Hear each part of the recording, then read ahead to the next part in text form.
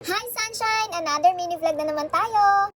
Umaga pa lang nung August 28, hindi na talaga maganda yung pakiramdam ko kaya pinauwi ko na si Daddy JR kahit nasa work pa siya. Kasi nga walang magbabantay kay Skyler at check-up day din niya kaya naman si Daddy JR na lang yung pinapunta ko.